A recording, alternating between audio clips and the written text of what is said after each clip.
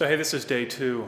Earlier this week I decided that I was going to make one video a day for 30 days because of the rising complexity of the video. Recently my YouTube videos have entered a kind of maximalist death spiral. Videos that I was making and the problems therein, the fact that each video took 7 to 10 days to actually create, became a huge problem. So this is day 2 of 30 of daily videos. The issue that I would like to talk about today is a variation of the Peter Principle. The Peter Principle is an observation that the tendency in most organizational hierarchies, such as that of a corporation, is for every employee to rise in the hierarchy through promotion until they reach a level of respective incompetence. All right, so listen up. I know. Just stick with it. There's a point here, and it really is about how to be more effective in the studio. So I know this sounds like some kind of business school bullshit, but really just stick with the idea. So what does this have to do with studio practice? What does it have to do with life in the studio? Well, the same thing tends to happen both in design and contemporary art. Look, the critical component in the whole equation is finding the ability, finding the capacity at every stage of your life to push the program, to push your individual program forward. And that is a lot fucking harder than it sounds. You know, so even if you run your own studio, if you're successful, the level of complexity of your projects demands that you end up primarily managing.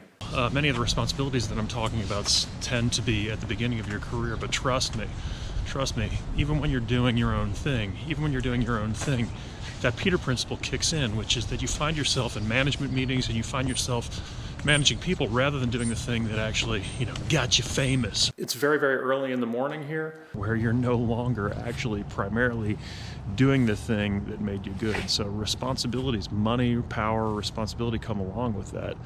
But they change the nature of the thing that you're actually doing, and therefore you need strategies and you need an iron will, an absolute iron will, in order to avoid the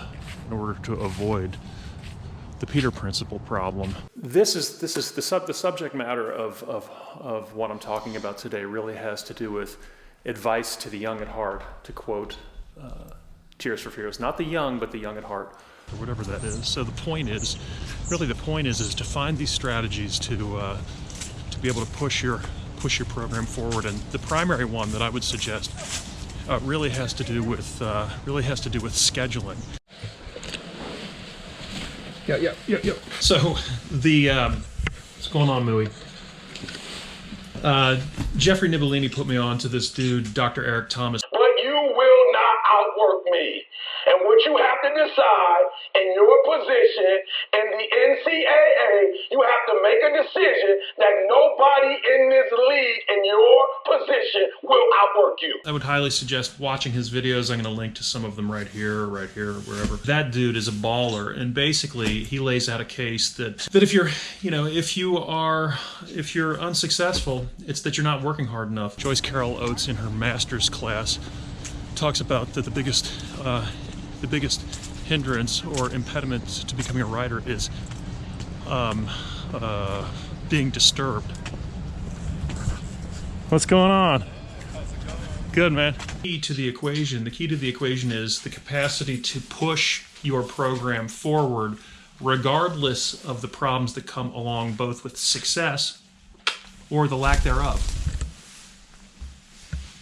In order to actually have a career, there's a kind of scheduling imperative. Being disturbances, being not having sufficient time to actually work on your shit. I totally agree that's the issue. So you got to be able to rotate your schedule. You have to develop strategies to kind of rotate your schedule, off of what your contemporaries and your colleagues are doing. So to be very simple, as an example, I out of necessity have had to rotate my schedule so that I wake up with my lovely and talented wife and partner, Darlene, at anywhere from 4:30 in the morning to sometimes 5:30. But to get into the studio before the graduate students wake up.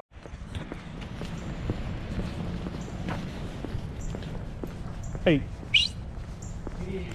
Yeah. It's Crit Club time. Crit Club. How's it going? Good, how you doing? Back? Coffee. Good. Lakers won last night, so I'm happy. Oh, did they really? Yeah. Who'd they beat? New Orleans? No, the Charlotte Hornets. Oh, cool. Who's in our club today? John. But I know that the earlier you are in your career, the more you need to be able to steal time.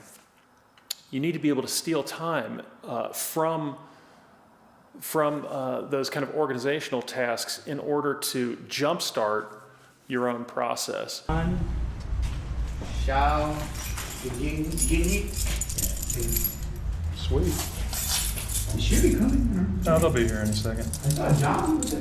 I'm what is it? It's like it's a couple minutes after. They may have gone into the. Can you check in the crit room? Yeah. All right, cool. On the outside, always looking in. Will I ever be more than I've always been? Well, I'm tapping on the glass and waving through a window. I have a 15-year-old daughter named Scarlett, who is an actress and has gotten me very interested in, just through osmosis and through exposure, has gotten me very interested in Broadway musicals.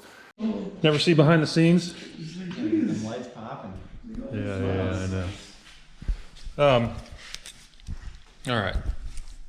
What's going on? There is a song by Ben Platt in Dear Evan Hansen that those of you who are not truly artists will not understand, but those of you who are will understand, and it's called Waving Through a Window. I'm going to link to it here. On the outside, always looking in, will I? That song, while, about the desire to be able to communicate, really encapsulates one of the main challenges of the artist. Dear Evan Hansen rules, Ben Platt's voice is amazing. Put this song in heavy rotation.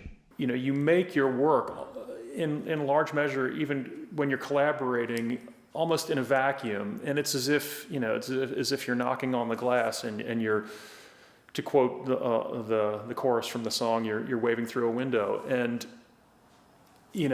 it's important that you. It's really important that you stick with, that you stay dedicated to the process of making. But the thing that I want to talk about today is that without being able to rotate your schedule out of the sweet spot, the kind of economic sweet spot where the responsibilities of the day take over, there's no hope for a career. So no. Amendment. Obviously, there is hope for a career, but that's the only thing there's hope for. In that scenario, there's no hope for the work.